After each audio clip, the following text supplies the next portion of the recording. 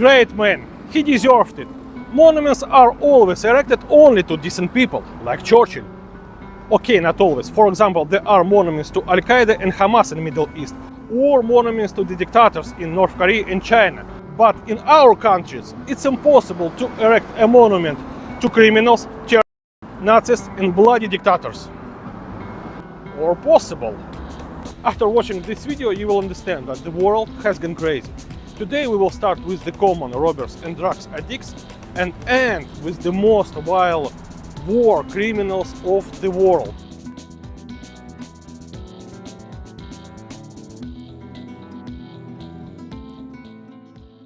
The guy had been arrested for drug possession, theft, fraud, armed robbery. He pointed a gun at the pregnant woman's belly. A few years after his release, he took drugs and tried to pay at the store with counterfeit money. Of course, he was arrested again, and either the drugs or the policeman accidentally killed him. As you've already guessed, this guy is George Floyd. Now, there are two monuments to Floyd in the United States. Monuments to the criminal. Yes, of course, Floyd wasn't a good man, but what about terrorists and Nazis? West European countries used to suffer from left socialist terrorist groups. Spain, Germany, and of course the United Kingdom. Irish Republic Army is the most famous terrorist organization of West Europe. Arms and explosives in London. Planted by the IRA at the Bloomfields House. It was just before 7 o'clock this morning as A bomb either in or under the policeman's car exploded as he... Bobby Sands joined IRA and was arrested same year. Then after his release, he continued his participation in this group. Later, he was a suspect in one of the attacks but was acquitted. After that, he was involved in a shootout and was arrested again. In the prison, he joined the Irish hunger strike and starvation after 66 days. There is the mural to Bobby Sands in Belfast. Some people hate it, some people support it. Maybe he didn't kill anyone, maybe he did, but anyway, he used to be a member of this group. And the mural to Bobby in the United Kingdom is really weird. Stepan Bandera, Ukrainian Nazi, terrorist and collaborator. He led a nationalist group that carried out attacks in Poland before Second World War. Organization of Ukrainian nationalists set fire to residential buildings and schools. They blew up railways and killed Polish officials. After the occupation of Poland by Germany, the Nazi leadership released Stepan, and he began to collaborate with the Wehrmacht troops. Stepan hoped the Germans would help him to build independent Ukraine and make him the leader of this country. But he was absolutely retarded. In 1941, no one needed a pathetic terrorist, especially the Germans. But Stepan was too stupid to understand it. After the war, he stayed in West Germany and continued to lead OUN. OUN, in turn, was doing the same thing on the territory of Soviet Ukraine as it was doing in Poland.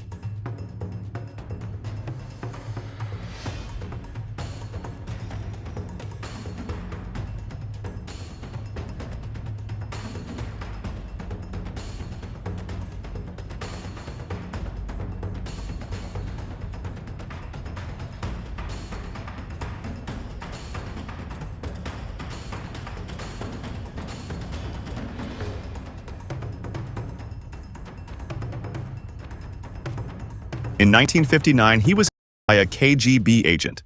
Stepan Bandera is very popular in Ukraine. Maybe he is the most famous Ukrainian person. In Ukraine, there are more monuments to Stepan Bandera than Taras Shevchenko. The main hero of Ukraine is a Nazist and collaborator. Yes, of course, Stepan Bandera was a terrorist, but he's just a schoolboy in comparison with this one. Yasser Arafat was a real. Yasser used to be the leader of Palestine Liberation Organization, and he was the founder of Fatah. Arafat is responsible for terror attacks against civilians and political figures. PLO and Fatah took hostage and killed school children and teachers, school buses, organized terror attacks at the Olympic Games, Palestinian terrorists led by Yasser killed thousands of people.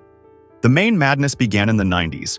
Yasser declared that he wanted peace talks, signed some agreements, and in 1994 received the Nobel Peace Prize. He continued sponsoring other groups, and the attacks did not stop. Yasser Arafat died in 2004, and now in one city of France there is a street named after him. In addition to this case, in another city in France, a communist mayor has awarded the title of guest of honor to another Palestinian. But it's not all. He symbolically named one street in the city, Nakba Alley. Everything you heard about the Gulag, repressions and NKVD, it's all nonsense, absolutely. The truth is much worse. The thing is, some Western Europeans or Americans heard something about Gulag, repression, NKVD, that's it. But you don't know all horrors of the Stalin systems and what the leftist revolution led to. Let me know if you are interested in this, and I will make a separate video on this topic. Joseph Stalin is responsible for millions dying. Millions killed. Hundreds of thousands of repressed, tens of millions of broken people's lives. The repressions, the Holodomor, prison camps, forced prison labor. If the hell exists, be sure that Stalin and Hitler are top managers there. Even during Soviet times after Stalin's death, all monuments to the dictator were dismantled. Now Russia has begun to erect them again. The most famous is in the city of Velikiye Luki in Tver region. It is famous because for 3 years they did not know where to put it. The leadership of some cities refused to install it. But the government of Velikiye Luki agreed to accept it.